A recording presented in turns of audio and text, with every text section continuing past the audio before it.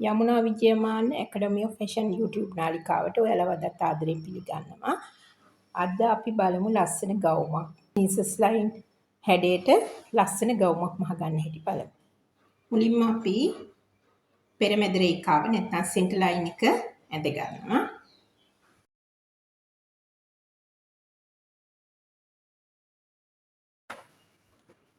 මුලින්ම උරහිස් රේඛාව. ඒකේ උරහිස් අගය දෙකට බෙදලා ලකුණු කරනවා මෙහෙමාසි භාගයක් එක්ක.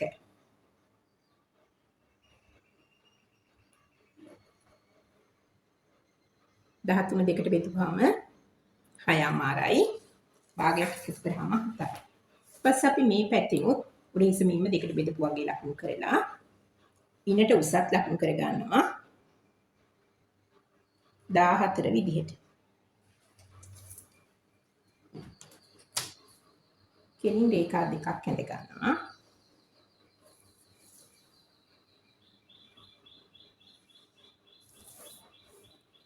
උරහිස මීම අවසානයේ ඉඳලා කෙලින් රේඛාවක් විදිහට පහතට ගමන් කරනවා.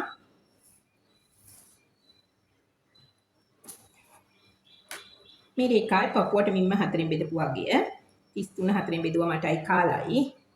නැවත අඟල් එකමාරක් දෙනවා. අපිට මෙහෙම වාසි දීලා ගන්නත් පුළුවන් නැත්නම් කෙඩි කොටස කපද්දි මෙහෙම වාසි දෙන්නත් පුළුවන්. ඉනවට මිම්ම 4න් බෙදපු වගේ 25 6යි කාලයි. එතනදී ඩාට් එකක් අර දාන නිසා අඟල් දෙකක අගයක් දෙන්න. මෙතනදී එකමාරක් දුන්නා මෙතනදී දෙකක් දුන්නා. ඊට පස්සේ අපිට පුළුවන් ගවුම් උස ලකුණු කරගන්න. ඉනේ ඉඳලා උකුලට උස 5යි කාලක් ලකුණු කරලා හරහට රේඛාවක් ඇඳලා ඊට පස්සේ අපි උස අවසන් රේඛාව ඇඳලා. ඔයාලට කැමති විදිහට උස ගන්න පුළුවන්. මේ ගවුම දිගට ගොඩක් ලස්සනයි. 3/4 මහන්නත් පුළුවන්. ඊට පස්සේ අපි මේ ඉනේ සිට උකුලට ඇඳපු රේඛාවේ උකුල වට මිම්ම 4න් බෙදලා ලකුණු කරා 34 4න් බෙදුවා මට අමාරයි අඟලක් වැඩිපුර දුන්නා.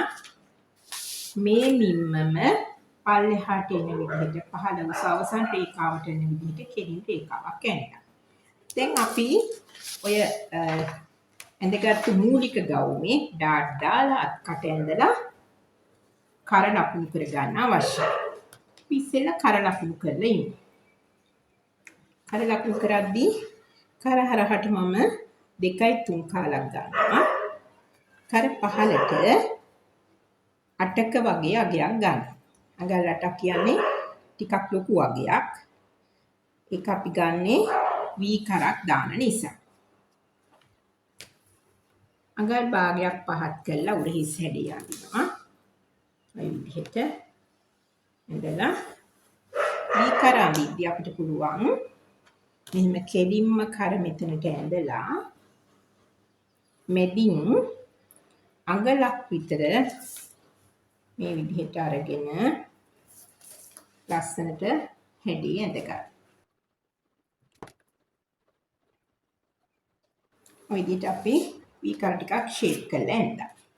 ඊට පස්සේ අපිට පුළුවන් අත් කටේ මැද හොයලා ඔය විදිහට එතනින් භාගයක් ඇතුළට අරගෙන ඉදිරිපස අත්කට ඇඳ ගන්න. පිටුපස අත්කට ඇඳින්නේ මේ රේඛාවෙන්මයි. ඉදිරිපස අත්කට ඇඳින්නේ අඟල් භාගයක් ඇතුළට ගත්තු රේඛාව.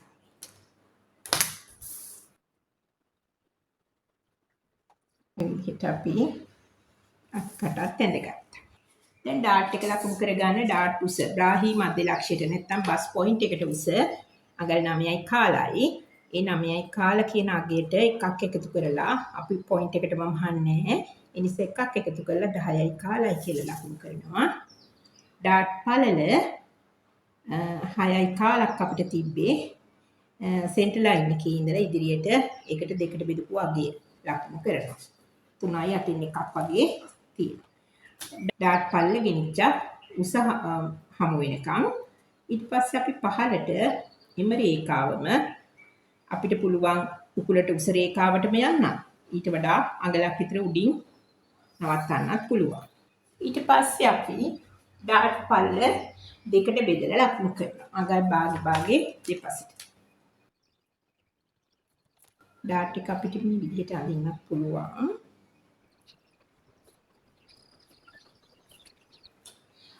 දැන් මූලික ගවුම අපි ඇඳලා ඉවරයි. අපිට මූලික ගවුම නෙමෙයි අද ප්‍රින්සස් ලයින් කරන්න ඕනේ A ලයින් ගවුම. ඒ නිසා අපි මේ විදිහට පාදයෙන් අවශ්‍ය අගය වැඩි කරගන්න. මම අඟල් 4ක් විතර වැඩි කරනවා. 5ක් වුණත් ගන්න පුළුවන්. මෙන්න මෙහෙම ඩාට් එක පොඩ්ඩක් ඇතුළට ගමන් කරන්නත් අපි ඩාට් එක ඇඳ ගන්න පුළුවන්. මේ විදිහට අපි රේඛාව ඇඳ ගන්න. ඉඳලා අඟලක් ඔසවලා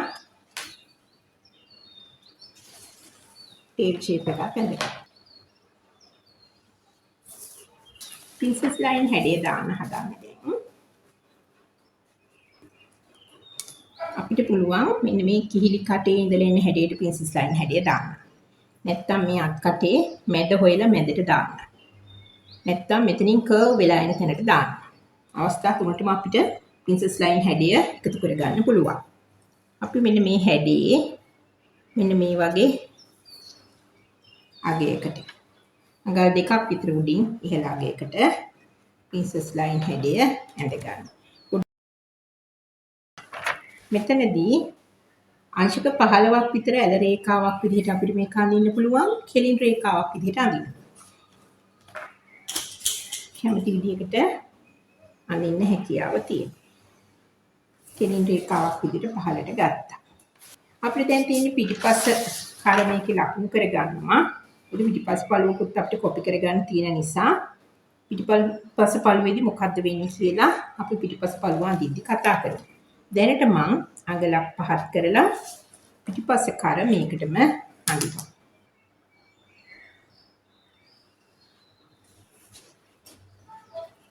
පිටිපස්සට ඩාට් වෙනස් වෙනවා.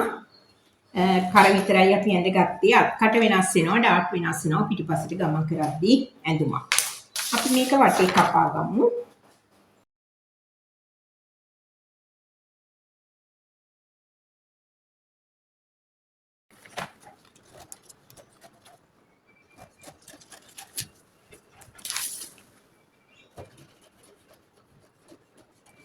මුලින්ම මම කැපුවේ පිටිපස්ස අත්කටේ. ඉදිරිපස්ස අත්කට තාම කැපුවේ නෑ. පිටිපස්ස කරේ. මොකද පිටිපස්ස පළුව අපි ඇඳගෙන ඉවර වෙලායි.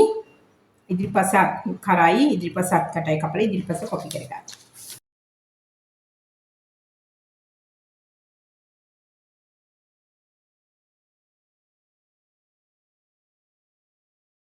මේ විදිහට කපා ගන්නවා. ඩාට් එක කැපිලා ඉවත් වෙනවා.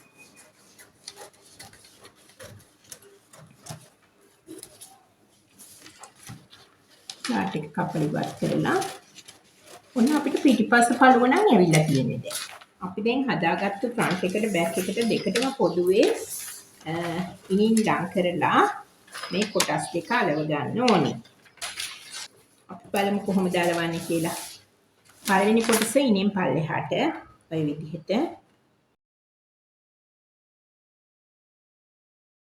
දෙවෙනි කොටසත් අරගෙන අලවනවා ඉනින් පල්ලෙහාට. මේ කොටස් දෙක අතර පළවෙනි කොටසයි දෙවෙනි කොටසයි අතර අඟල් 6ක් අඟල් 8ක් පරතරයේ ඉන්න විදිහට. මේ කොටස් දෙක අපි අලවගත්ත අඟල් 8ක පරතරයක් ඉන්න විදිහට. ඒ අඳින්න කලින් අපි මෙන්න මේ කොටසේ මෙතන ඉඳන් දිග බලලා මෙතන ලකුණු කරගන්නවා. මේ විදිහට ලකුණක් දාගෙන ඊට පස්සේ අපි ඒ උසට මැද කොටසත් සවි කරගන්න. මේ විදිහට ඇඳලා සමාන කොටස් දෙකකට කපා ගන්න. ඒ කියන්නේ 4 4 දෙපැත්තට. කොටස් දෙකට 4 4 ඉන්න කපා ගන්න.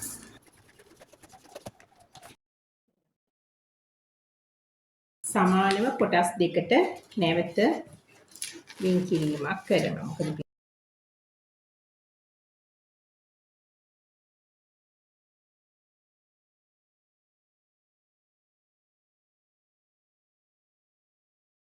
අපි ඉස්සෙල්ලාම රෙදි කොටසට පිටිපස්ස පළුව කොටස තමයි ඇඳ ගන්න හදන්නේ. පිටිපස්ස පළුව කපද්දී අපි මේ ඉදිරිපස්ස පළුවනේ අපි ඇඳලා තියෙන්නේ පිටිපස්ස කරෙන් සහ පිටිපස්සත් කටේ. එතකොට අපි කරන්නේ මෙන්න මෙහෙම අඟල් කාලක වගේ ප්‍රමාණයක් නවා දාලායි පිටිපස පළුව කපා ගන්නේ. පිටිපස පළුවේ මැද කොටස. මිඩල් පැනල් එක තමයි කපා ගන්න අපි. මේ විදිහට කාලක් නවලා දාලා. පිටිපස පළුවේ ඩාට් දෙක අඟල් භාගයකින් ලං වෙනවා. ඒ කියන්නේ මේ කාල නවා දෙමින් තුලමි. ඔය විදිහට කරණගින් උරහිසෙන් අද අපි අඟල් භාගයක් මෙහොම වාසි දීලා වෙන්දට ගන්න. අද ගත්තේ නැහැ. අද එකටම තියෙන ඇඳුමක් නිසා. අපිට ඕන අඟලක වගේ වාටියක් දීලා කපා ගන්න පුළුවන්. ඔය විදිහට මේ පැත්තෙන් අඟල් භාගයක් දීලා හරියටම භාගයක් දෙන්න. භාගේ ලකුණු කරගන්න නැති දරුවෙක් ඉන්නවා නම් ලකුණු කරගෙන කපන්න ආධුනික දරුවෙකුට අඟල් භාගය කියන එක ගෙස් කරලා කපන්න බෑ. විදිහට අපි ලස්සනට ඔය විදිහට කපා ගත්තා. බෑක් එකේ මැද කොටස මිඩල් පැනල් එක ඔය විදිහට කපා ගත්තා. දැන් අපිට පුළුවන් මේ අඟල් කාල දිගෑරලා මේ කරෙන් කපලා මෙතන අත් කටේ චූටි කොටසක් තියෙනවා එකෙන් කපලා ඉදිරිපස මැද පළුව කපා ගන්න. එතකොට පිටිපස්සට වඩා ඉදිරිපස පළුව සම්පූර්ණයෙන්ම වෙනස්. දැන් ෆ්‍රන්ට් එක කපන්න හදාන්න. දැන් අපි කපා ගන්නවා මේ විදිහට කර. දැන් අපි බෑක් එක කපලා ඉවරින් හින්දා ඒක කපා ගන්නවා ෆ්‍රන්ට් එකේ කරේ. බෑක් එක කපලා ඉවරින් හින්දා කපා ගන්නවා ෆ්‍රන්ට් එකේ අත් කටින්. හරියම සරලයි. දැන් අඟල් කාලක් නවලා දාන්නේ නැහැ. ෆ්‍රන්ට් එක මැද නැම්මකට තියලා ඔය විදිහට කපා ගන්න.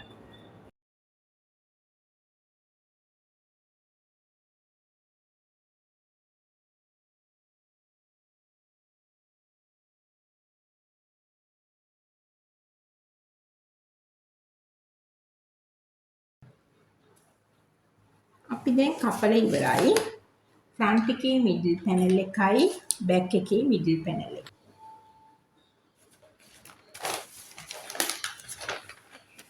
ඔය විදිහට අපිට පුළුවන්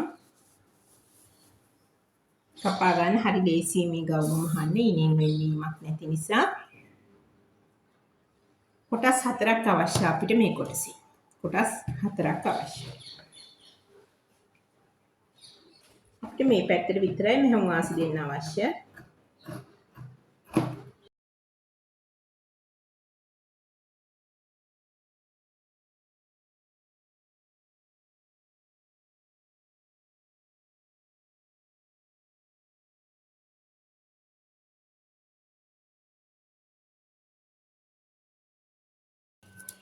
දැන්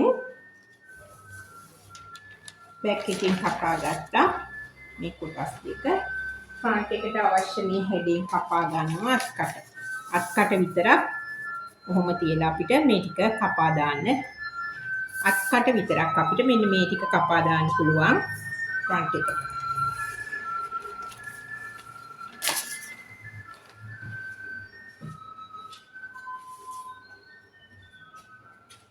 අපි කොටස් ටික කපලා ඉවරයි. අපිට අත් කපා ගන්න තියෙනවා, පේසින් කපා ගන්න තියෙනවා. අපි බලමු පේසින්ම ඉස්සෙල්ලා කපලා ඉන්න.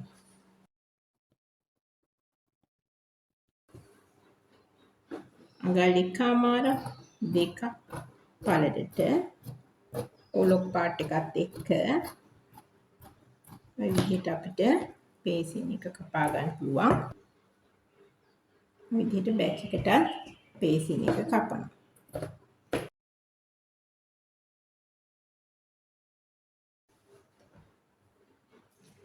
දැන් බලමු අල්ලන විදිහ අපි කොහොමද අල්ලන්නේ කියලා. අපි බෑක් කොටස මෙහෙම දිගෑරලා බැලුවොත් මේ විදිහට බෑක් එකේ මැද කොටස තමයි මේ අපි කපාගෙන තියෙන්නේ.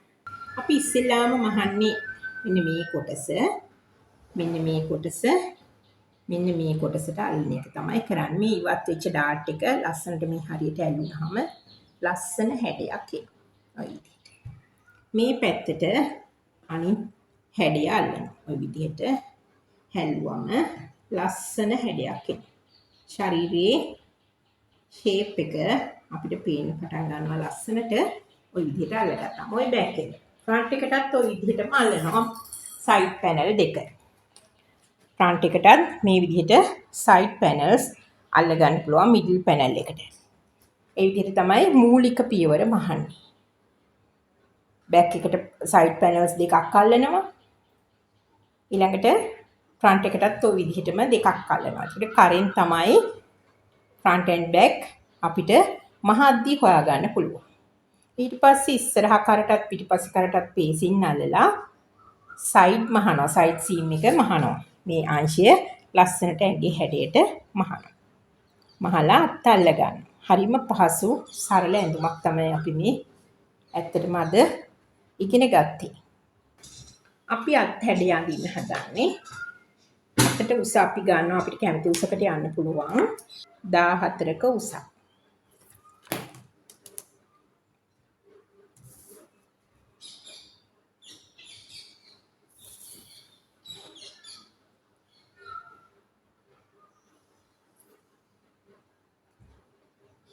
එකින් අඟල් 2මාරක උස නැතුව මේ විදිහට අඟල් 3මාරක් පහත් කරලා අද වෙනස් අතක් කරන්නේ. 3මාරක් පහත් කරලා ওই විදිහට රේඛාව ඇඳගත්තා. ඒකේ ලකුණු කරන්න ඕනේ අපි front and back අපේ බ්ලොක් දෙකේ එකතුව.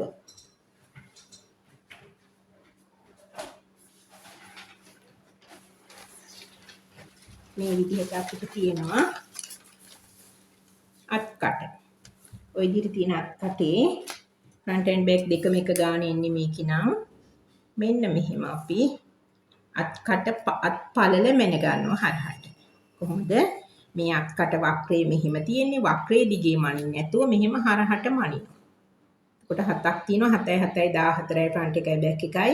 ඒ කියන්නේ දෙකට බෙදුවම 7යි කියන එක තමයි. අපි 7 මෙන්න මෙහෙම මම වාසිත් එක ඇතුලේ තියෙන නිසා 7 ලකුණු කරන්නේ. ඔන්න ඔය විදිහට 7 ලකුණු කරනවා. ලකුණු කරලා අතවට මීමත් දෙකට බෙදලා ලකුණු කරලා ඉන්නේ නැහැ. අත වටේට මම වාසි දුන්නා අඟලක්. ඔය විදිහට අපි ඇඳලා සමාන කොටස් 4කට බෙදා ගන්නවා. ඔය විදිහට අඟල් භාගයක් ඔසවලා මේ විදිහට අත්කට හැඩය අඳිනවා. 8න් 3ක් වගේ පහත් කරලා ওই විදිහට හැඩය ඇඳ ගන්නවා. දලව් අපි කපා ගන්න. විදිහට මම මැදින් මූට්ටුවක් දාන අතක් අද කරන්න හදන්නේ. ඒ නිසා මම මෙතන අඟල් කාලක් විතර මූට්ටුවට ඉඩ තියාගෙන තියෙනවා. කාල නැතුවයි ඉදිරියට මිමි අපි මේ විදිහට ලකුණු කරේ. අපි යට කරගන්න විදිහ බලමු. ඔන්න ඔය විදිහට තියෙන අත මෙන්න මෙහෙම රොටේට් කරනවා. ඔය විදිහට රොටේට් කරලා මෙතනදී කවාකාර හැඩයකින් මෙහෙම වාසිත් දීලා කපා ගන්න.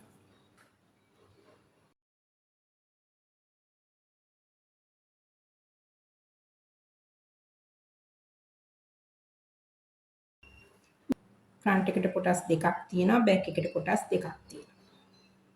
ඒකට මේක අපි මූට්ටුවක් දාලා ලස්සනට ටිකක් ඕපන් වෙන්න මහන අතක්.